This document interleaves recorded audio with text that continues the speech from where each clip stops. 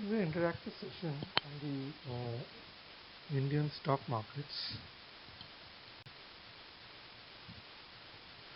Now, what are your expectations from the stock markets? Basically, whether you want to just buy and hold, you're expecting about 15 to 20% return in a year, or whether you look at stock markets from the point of day trading, wherein you want to buy and sell every day or every week and try and uh, generate about 2, 3, 4% return every week. So whatever you do, I think it's important to decide beforehand that you know what you want from the markets, and whatever it is, the only thing is leverage as less as possible, and you will not lose your money. This is just a chart which shows the yearly returns from Sensex over the last 20 years. Now, if we see that uh, out of these years, only 7 years there were negative returns, and even I mean the only time when uh, there was consistently negative returns for 2 years was in 2000 2001, and thereafter there was a continuous period of market outperformance.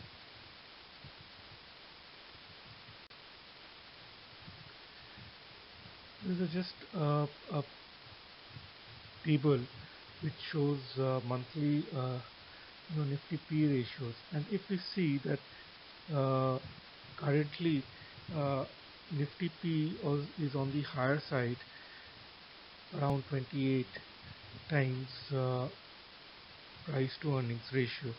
But I think this number is slightly distorted, because what is happening is that a lot of bigger companies like say Tata Motors, a lot of the PSU banks, they have been reporting big losses, and so because of that, although there is a price that is associated with these companies, the earnings is negative.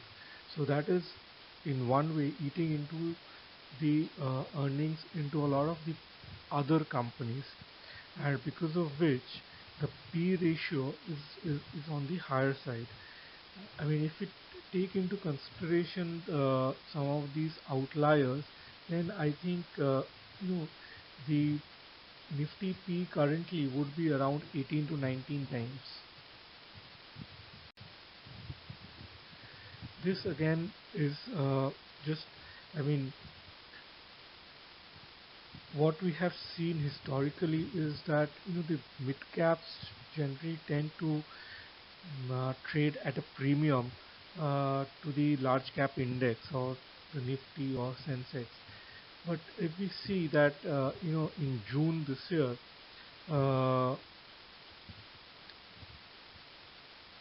the mid cap index, or the mid cap index P, has started trading at a discount to the Nifty. So I think it's a time has come wherein we need to look at mid cap as an investment opportunity, and they have started looking quite cheap.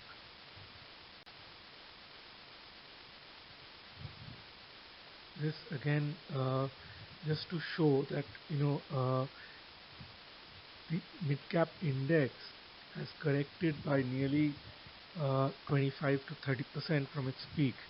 And if we just look at, this is just at the index level, so at the individual stock level, maybe the correction would be even sharper, where a lot of quality stocks would have fallen by 50 to 60% from its peak. Now, given the fall, currently there are quite a few companies which are actually uh, giving very high dividend yields. And I've just listed a few companies which I feel are quite attractive. I mean, last year, just to give an example, Nalco gave a dividend in excess of 5 rupees and is trading at just 40 rupees, 41 rupees currently. So even if we assume that the dividend amount is not repeated, but would be slightly lower, or say even if Nalco gives a dividend of 3 rupees, it's still nearly uh, a 7% dividend yield on the stock. Now, a little bit on the current scenario. Now, Nifty is largely be supported by a few high-weighted stocks like TCS, Infosys, Reliance, HUL, and HDFC. Whereas the broader markets have actually taken a hit, whereas the smaller companies have fallen by 25 to 30% from their peak. So, although the index is at quite a high level, the broader markets are actually significantly lower. The other thing over here is that the FIs have been selling in the Indian markets, especially due to the higher tax incidence, uh, which was bought in the budget last month. I think since then, although the sur- surcharge has been removed, the FIIs are yet to come back into the markets. Uh, The other good thing about the markets currently is that the SIP inflows have been quite strong, and every month it's been above 8,000 crores. That is close to about 1 lakh crores in a year, which is still a significant number, and I think a saving grace which will help support the markets. Now, just to talk a little bit about the global events. The gold prices are currently at close to all-time highs, and over the last month, it has gone up significantly, partly due to lower bond yields and partly due to decline in equities. As far as crude is concerned, crude has also declined below $60 per barrel uh, due to production cuts by OPEC and subdued global demand. Uh, INR has gone above 70. Currently, it's above 72 rupees, and it's likely to remain weak due to strong currency outflows. As far as Brexit is concerned, Boris Johnson, the new UK Prime Minister, is likely to go for a no-deal Brexit uh, by 31st December, which is the deadline, 31st October, which is the deadline uh, for a Brexit deal. Now, the US-China trade war still lingers, and we still have, you know, announcements and counter announcements happening from both the countries. So we need to just wait and watch just to see how things pan out. As far as Fed rate is concerned, I think the cycle has just started, and we could see further rate cuts continuing next year. The WPI index, declined to about 1.08% in July as compared to 2.02. So I think the saving grace now is that inflation is on the lower side, but I think the worry over here is with IIP numbers, which in May was 2%, down from over 4.6% in April, which still is is a concern currently.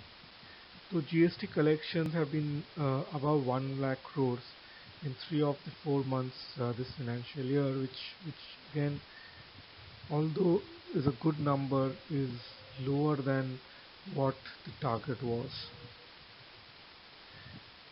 I think currently the lower automobile sales every month is a concern. This year, RBI has cut its repo rate by a total of 1.10% in four tranches. So whether and it seems that there could be further rate cuts happening in the next few months. So just to summarize what I was saying, that subdued earnings growth and low IIP and GDP growth numbers and continuous FII outflows remain a concern. On the other hand, steady mutual fund inflows, increased GST collections, reasonable valuations, and inflation trajectory remaining stable augurs well for the markets. One eye will remain on global and the global scenario as slowdown talks linger in addition to the US-China trade war, Brexit, and subdued crude demand. Short-term investors should remain cautious as markets remain volatile, but any intermittent decline in markets should be used as an opportunity by patient investors with medium to long-term outlook to accumulate good quality stocks at reasonable valuations. Now, I just listed a couple of sectors to watch out for currently. I think sectors like defense, due to higher spending on defense, PSU banks, I think are recovering gradually. Automobile, I think now is down, but I think as stock prices are also lower, I think this is the opportunity to pick up some good quality auto stocks and hold on to them for the next 2-3 years. I think engineering and construction is again another sector which currently is down, and I think if India has to grow, I think it has to be through engineering and construction. Again, metals and mining is another sector which currently is down, and I think given the current level of stock prices is a good opportunity to pick up some of the quality metal and mining stocks for the next couple of years. And I think given the market condition, I think the FMCG sector would be a good defensive bet at current levels. So these are just some of the stocks which I have just listed, which look quite attractive and worth a look at these levels.